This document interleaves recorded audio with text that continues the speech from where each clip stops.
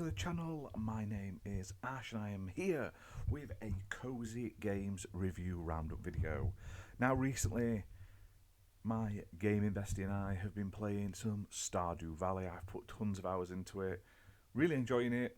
It's like a 2D Animal Crossing where you sort of build up your own little village, you interact with all your townsfolk and stuff like that, and it made me want to play even more cozy games. So I've been out there, I've had a look, and I've found a whole host of cozy games to play. So in this video I'm going to cover 4 of them that I've been playing recently. Now I'll jump straight in, and the first one is Sword and Fairy Inn 2 on Xbox. Now I've previously covered this in a Switch review video. I reviewed the game at launch, and it's now out on Xbox. It released on the 30th of the 7th from publisher East Asia Soft Limited, who were kind of to me copy for this review. Now, this is a sort of spin-off to the Sword and Fairy franchise, and it's like a casual life sim RPG, like a chibi style with all the characters that you've come to know from the main games. And you basically manage this family restaurant. You have to travel around the world to find like special like spatulas and kitchenware and stuff like that, silly things like that. And you basically manage this kitchen. You have to hire staff, you have to cook the food, you have to serve the food to them, you have to then go into town and trade for special items. You'll eventually grow crops, and there's a whole host of mini games thrown in. Now, I quite enjoyed this on the Switch. I preferred playing it on Xbox. It's not perfect. It's not really been improved in any way. It's just a bog standard port, so there's no improvements over the Switch version. Now, I have seen other people complain about this, that there's not much explained, and I will agree that it is a bit confusing. You do need to sort of figure out what you're doing and get into it, but once you really understand it and you get used to all the mechanics and you unlock all the mechanics, because they're sort of slowly fed to you bit by bit as you're playing, it eventually gets much better. It starts off pretty slow, pretty repetitive, doing like the day-to-day tasks of just opening the restaurant, feeding them, changing the menu, making sure you've got things that people want and stuff like that. But as you progress and you can sort of explore a bit more, you can grow more of your own crops and stuff like that, you get more people into the business and into the restaurant. It does grow in like how good it is. So definitely stick with it if you're interested. It's playable on Xbox One, Xbox Series X and S and PC with Xbox Play Anywhere, and it's priced at £16.74. Okay, and next up is Harvest Days. Now, I played this on Xbox. It's also available on other platforms. Released onto Xbox on the 25th of the 7th, 2024, from developer Family Devs and Fantastico Studio, and published by Toplitz Productions. And I was lucky enough to get a copy to play this game. Now, this is a relaxing, chill farming game. This very much feels like a trimmed down sort of 3D version of Stardew Valley, set in a nice open world environment. Now, graphically, it's very sort of low poly. The characters and like the animals and everything are quite chunky. They remind me of some of the games I've played, sort of the stuff done by the Airy dev. Do you know, like all the Airy games? The environments and the characters very much have a look of that sort of style. I don't know whether it's like an asset pack online or something like that. But it looks and it works really well, actually. It's not. I'm not slighting it at all. I'm just trying to explain what it looks like. Now, this one is let down by bugs. There's a ton of bugs, and I encountered a load of bugs. There's a lot of them on Xbox. Now, this wasn't originally an early access game, and it's been out of early access on Steam for a while now. It's been in development in early access for a couple of years, from what I can see, and like it does have positives. It has like this nice open world.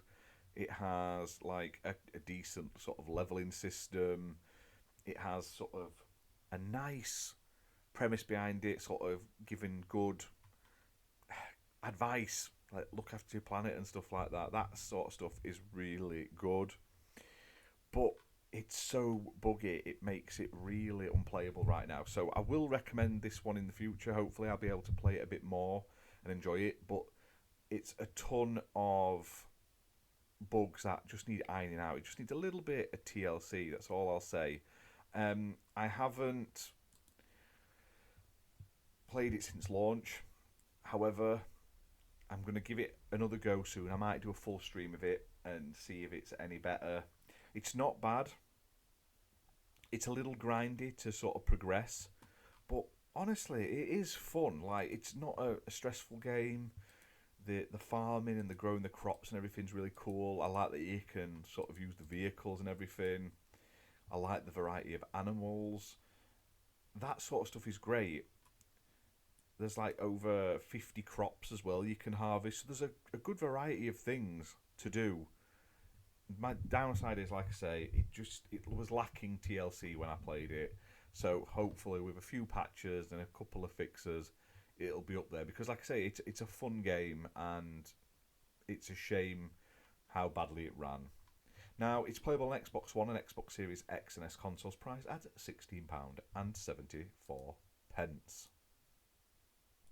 Okay, next up is Everafter Falls. Now, this one, again, is very similar to Stardew Valley in terms of just how it plays, how it runs. However, this one is like a stripped down version where they've took out all the fluff and they've just kept the like raw aspects of it, and it works really well. The setup's interesting. It's basically you wake up and they tell you that your previous life was basically a simulation, like imagine the Matrix, and now you're here in this village and you've got to sort it out basically. Now you have a pet in this one, which I think is quite good. There are no romance options. That's probably because all of the characters are like animals, so it may be a little weird. But the environments are nice. You can have like automotion drones and stuff like that to help you along. And if you've ever played a game like this, a sort of cozy life sim style game, you get to farm, you get to fish, you go through your little town, you do quests for everyone and stuff like that. And honestly, I thought it was pretty cool. There's also like a card system in it as well. All in all, not bad at all. I like the art style. It's bright and colourful but simple. Some nice like character designs and stuff like that, and environment designs.